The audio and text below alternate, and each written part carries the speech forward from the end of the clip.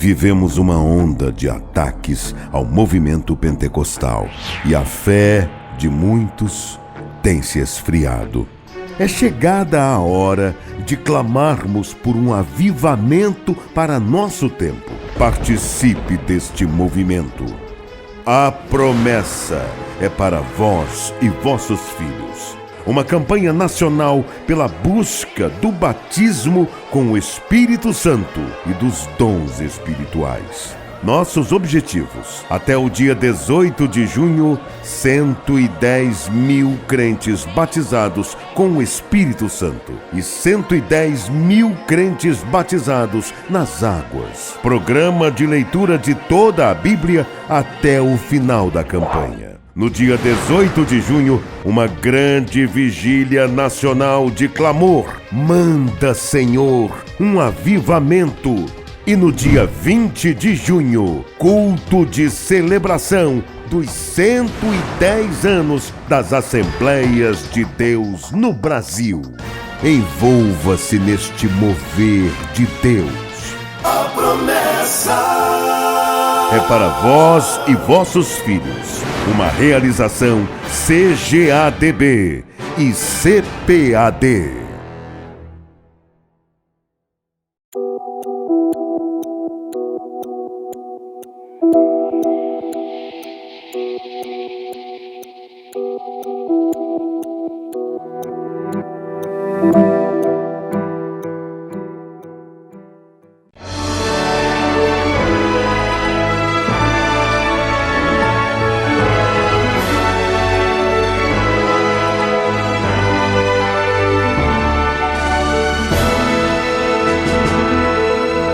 Subsídios.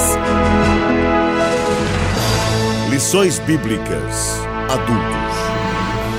Lição 6. Santificação. Comprometidos com a ética do Espírito. A paz do Senhor para todos. Sejam todos bem-vindos à lição número 6 desse primeiro trimestre de 2021, o verdadeiro pentecostalismo. A lição de hoje, a lição número 6, que tem por título Santificação. Comprometidos com a ética do Espírito. Um tema palpitante, um tema atual, um tema vibrante, e devemos aproveitar essa lição para aprender tudo que ela está nos ensinando.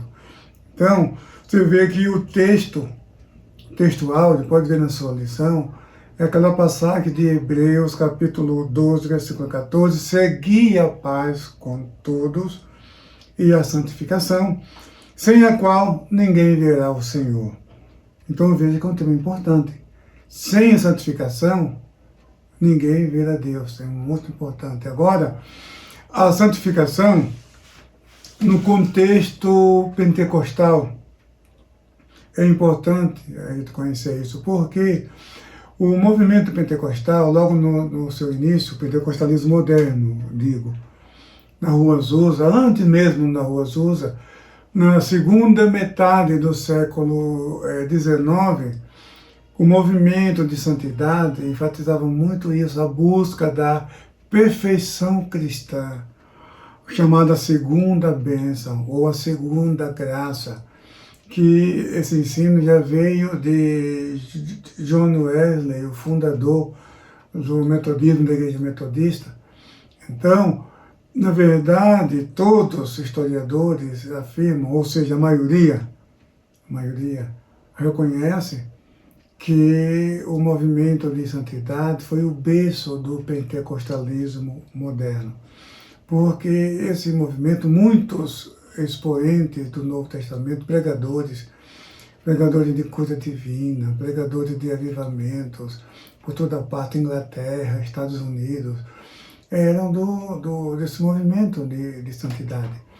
E eles buscavam a santificação, a perfeição cristã, como eles chamavam.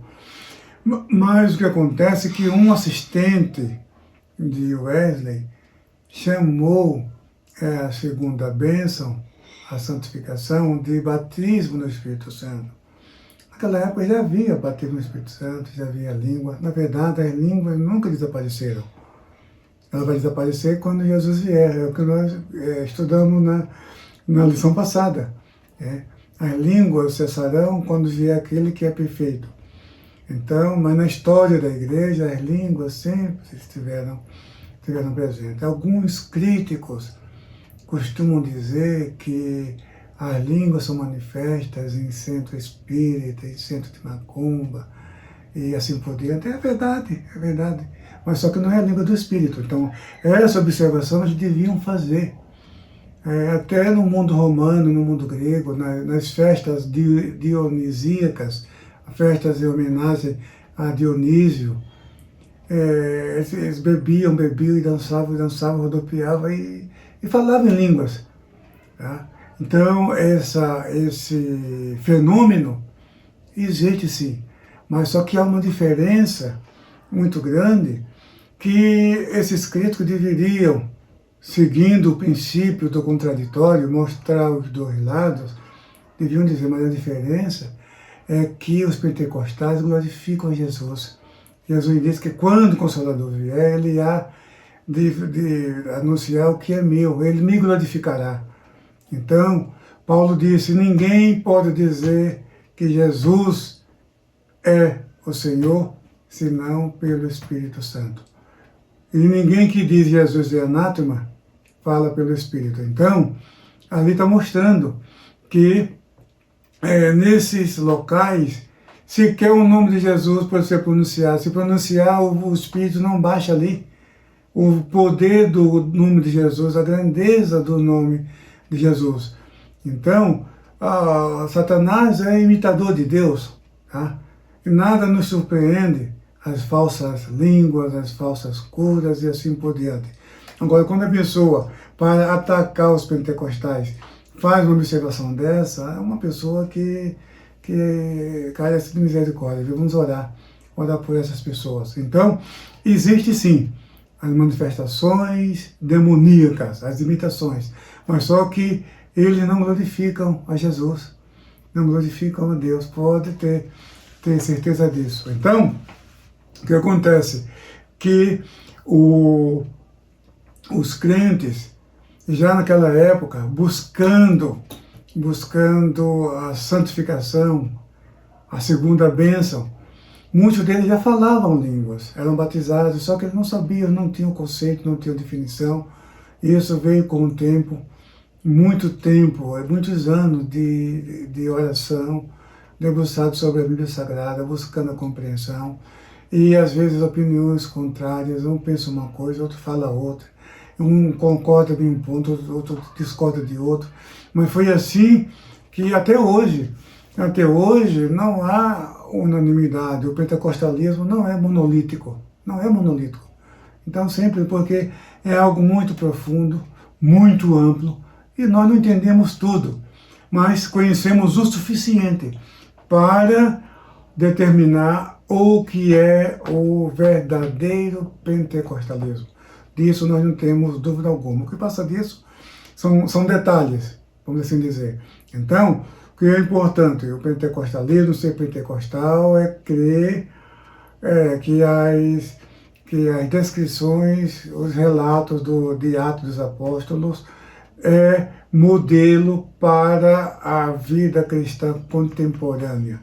E que o batismo no Espírito Santo, conforme Atos 2 e 4, é uma bênção pós-conversão e o sinal inicial é falar a língua. Então, isso é pentecostalismo. Agora sim, há algumas diferenças periféricas, vamos assim dizer, até mesmo entre os pentecostais. Muito bem. Então, o que foi que houve? A santificação. Com o avivamento da Rua Azusa, o assunto já estava mais esclarecido. O Charles Parham já tinha descoberto que o sinal, o que prova, o que mostra que alguém foi batizado no Espírito Santo é falar em línguas. Disso já era a convicção. E os pioneiros da Rua Azusa também seguiram nessa linha. Alguns mudaram de ideia posteriormente, mas sem nenhum deles negar realmente a manifestação do Espírito Santo conforme Atos dos Apóstolos. Muito bem. Então, o que acontece? O Seymour, William Joseph Seymour, ele dizia que são 3 bênçãos ou 3 graças, né? A salvação, a santificação e o batismo no Espírito Santo. Então, uma linha muito grande dos Holinesses, ou seja, do movimento Holiness, ou movimento de santidade, defendia essas 3 graças. E foi William Durham que entendeu que são 2 bênçãos e que a santificação e a salvação Jesus realizou na cruz do Calvário. É a chamada obra consumada de Durham. Foi na época, houve até uma fissura, vamos assim dizer, quando ele trouxe essa doutrina. E a Assembleia de Deus veio daí, porque os pais das Assembleias de Deus americanas, como Joseph Flowers, como Eudorius Bell, Bell que significa sino, né? Mas é o sobrenome dele. Então, são os fundadores das Assembleias de Deus americanas, e eles são da escola de Durham. Durham foi batizado no Espírito Santo na Rua Azusa. Foi o Seymour que orou por ele, profetizou, disse onde ele, para quem ele pregasse, pusesse as mãos, Jesus batizaria no Espírito Santo. Essa profecia se cumpriu. E foi numa reunião presidida pelo Seymour que o Durham foi batizado no Espírito Santo. Ele era pastor batista em Chicago. Então, e ele entendeu o seguinte, que são 2 bênçãos, que a santificação e a salvação Jesus conquistou na cruz do Calvário. Quando nós aceitamos a Jesus, nós somos santificados ali instantaneamente. Então é isso que na lição, vocês vão ver também no livro está mais ampliado ainda, porque a santificação, ela é instantânea quando aceitamos a Jesus. Ela é exclusividade de Deus, do Deus Trino, Pai, Filho e Espírito Santo. Então, nada podemos fazer para receber essa santificação, a não ser quando aceitamos a Jesus. Quando aceitamos a Jesus, nos tornamos filhos de Deus, o Espírito Santo passa a habitar no crente, porque não existe cristão sem o Espírito Santo. Todos os crentes em Jesus já têm o Espírito Santo. O batismo no Espírito Santo é outra coisa, é um revestimento de poder posterior. Pode ser logo em seguida, mas não é a mesma coisa. A salvação é uma coisa e o batismo no Espírito Santo é outra. Então, quando aceitamos a Jesus, então o Espírito Santo já está em nós. E aí nós somos santificados. É isso que os teólogos chamam de santificação posicional. Ela é instantânea. Mas só que a santidade, essa santificação, ela não fica estagnada. A obra do Espírito Santo, nós estudamos a obra do Espírito Santo na redenção, na lição 2, a obra do Espírito Santo é dinâmica.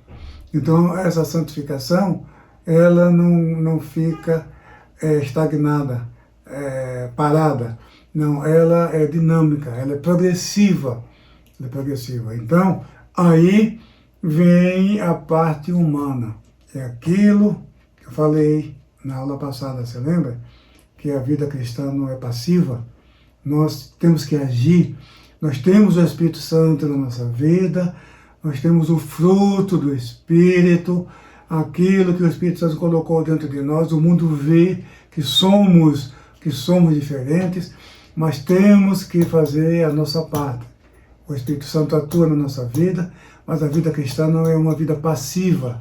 E isso vale agora também na santificação. A santificação posicional é a graça de Deus. Nada podemos fazer. Veio do Espírito Santo para a nossa vida. Aí, uma vez salvo, Jesus Cristo em nossa vida, aí temos que viver uma vida de santificação. Aí essa santificação, ela vai desenvolvendo. É o que Provérbios 4:18 diz, que a vereda do justo é como a luz da aurora, que vai brilhando mais e mais até ser dia perfeito. Isso fala de desenvolvimento da santificação.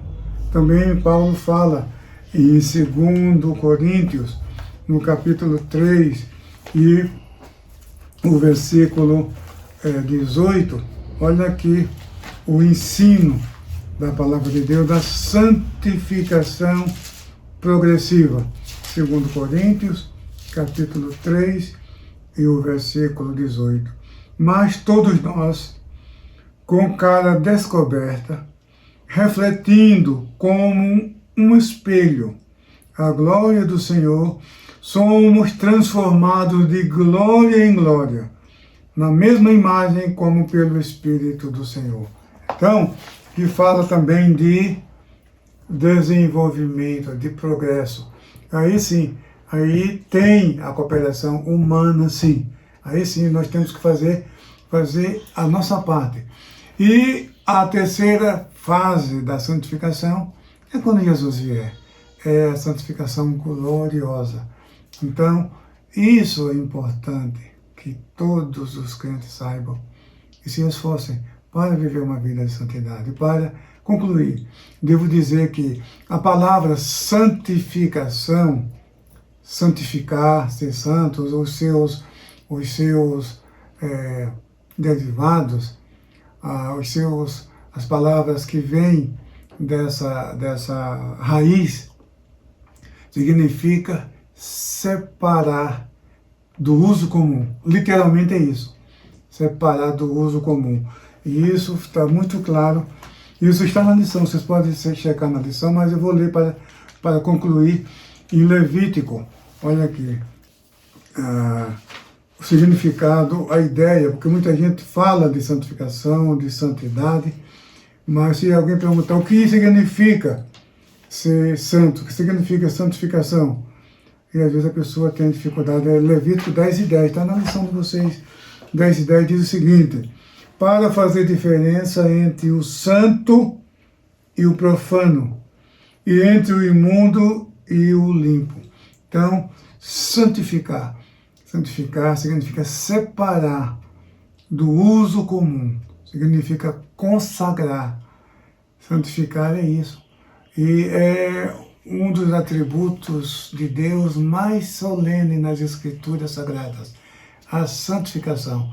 Deus é santo, por isso exige do seu povo santidade. Isso está em Levítico, e o apóstolo Pedro cita essa passagem: sede santos, porque eu, o Senhor vosso Deus, sou santo.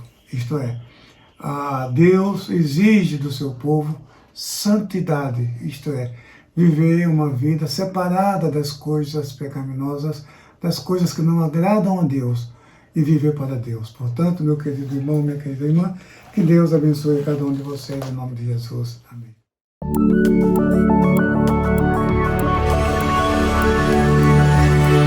CPAD, a editora da Escola Dominical.